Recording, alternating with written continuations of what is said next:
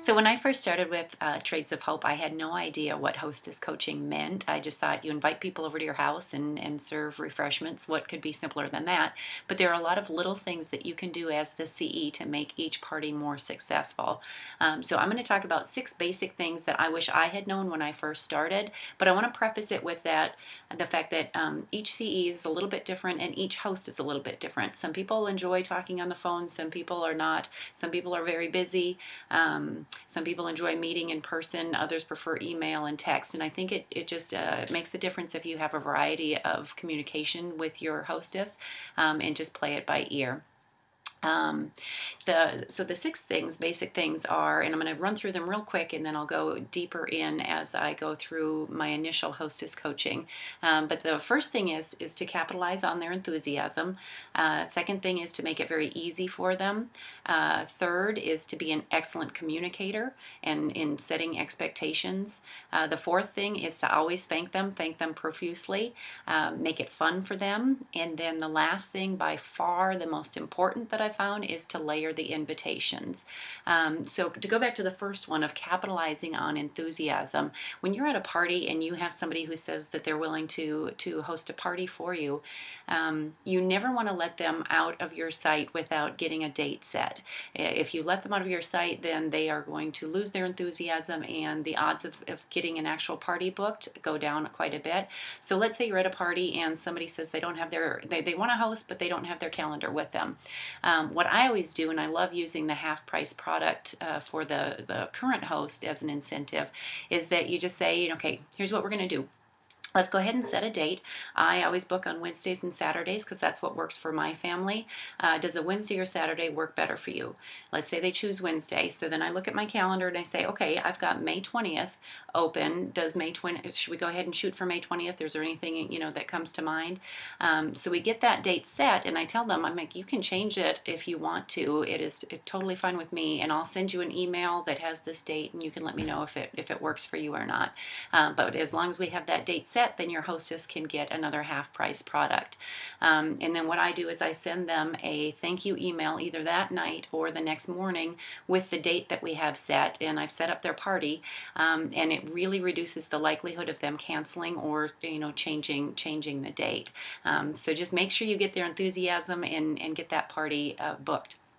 The second thing is make it easy for them, and I try to make it as easy as possible for them in that my initial email that I send to them with all the information has everything that they need to know, so that they have one spot to go to if they have any questions about what I have sent them.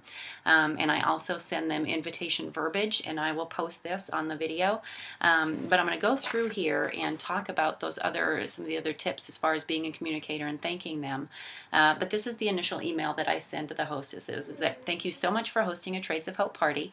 I sincerely appreciate the support in spreading the word about our artisans' businesses, and they do too. Below are a few tips for getting lots of folks there and for having fun. And I have their link, the party link there. So the first one is to pick a theme, and this goes along with having fun with it. You don't want your guests, you can tell this to your host, but you don't want your guests to just think that they're being invited to your house so that they can buy stuff. So themes could be chocolate, wine and cheese. A friend of mine did cupcakes and cocktails. You could do a giving party where each person brings a donation for a food bank. Spring fever, ladies' night, anything that lets them know that you want them to have a good time, and if they find something that they like, they can buy it, but if not, there's no pressure from me. And then I always say the second bullet point is send the invitations via email, Facebook, postcard, and or Evite, and then I include the invitation verbiage at the end of the email. And then I set the expectations that you'll want to get the invitations out within, by Wednesday or within the next 4 or 5 days, just so they know that they have a deadline. It helps them a lot to have a deadline. At least it does for me when I'm hosting something. So like I said, but by far the most important tip that I can give is to layer the invitations. And I think so many times hosts fear that they are bothering their guests or bothering their friends by like sending another email. But I think with as busy as everyone gets nowadays, it helps so much to have another reminder.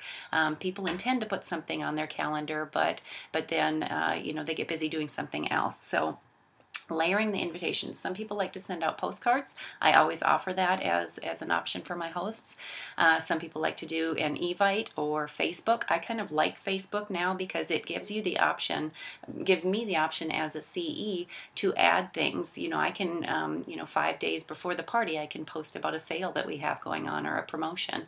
And so that's a really nice way. But it's important. So if they're going to do a Facebook invitation, I will even go ahead and set that up for them and then make them a host so that they can invite their friends.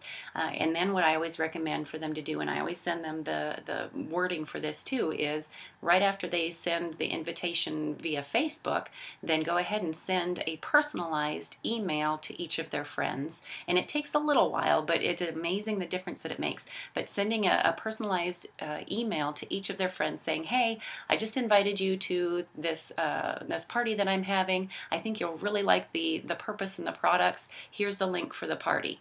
And so that gives them another viewing of the invitation. I set some expectations in my initial email by saying, you know, as far as guests, if you want to have a $600 party, you're going to want to have between 8 and 12 people there. So if you're following the rule of thirds, that means you're going to have to invite at least 24 to 36 people, but why settle for average? So setting those expectations of how many people. A lot of people think, oh, I'd like to have 10 people there, so I'll invite 10 people. Well, that doesn't work that way.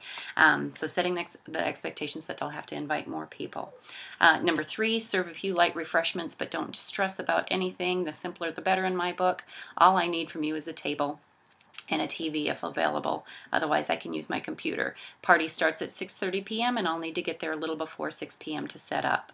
So number 4, make your wish list. Attached is a party checklist you can use to earn more products. It also has our host benefits. So I attach that as well. And then number 5, let me know when we can chat for 10 to 15 minutes in the next week so that we can go over our game plan. A brief meeting / phone call helps a ton in having a super successful party, and I promise not to keep you very long as I know you have a busy schedule. And then I follow up or finish up with, let me know if there's anything else I can do. Thanks again. We wouldn't keep these business partnerships going without awesome hosts like you. And then down below, I have the sample invitation verbiage. And again, try to keep things as short as you can when you're sending out the invitation. Obviously, with the hostess, I tend to expand on things because I want them to have all the details. But for this, it's for the invitation. It's join me for a girls' night like no other. I'm partnering with Trades of Hope for a fabulous night with friends. We will be empowering women around the world out of poverty while we have a night of friends, stories, and refreshments. For a quick peek at Trades of Hope, watch this 99-second video. If you're not able to stop by, please support my party and the artisans by shopping online. So as you can see, it's just, I try to, in that initial email, send them all the information that they need and then follow up with that as time goes on, as we get closer to the party. So it's setting the date is the first thing, and then I send them that initial invitation with all of the details that they need, and then I generally do about 2 to 3 more check-ins with them, probably 2, not 3, 2 check-ins with them before the party, just saying, just a quick little email or a text or a phone call. Often it's just leaving a voicemail message, but just saying, hey, just want to see how the invitation process is going. Let me know if you need anything, and then you might want to send out a reminder to your guests 2 to 3 days prior, that type of thing. And then I generally call them a couple of days beforehand and just check and see how things are going. So that, in a nutshell, is what I do. But like I said, make it easy for them. Always thank them every time you send them an email or talk to them on the phone. Thank them for hosting.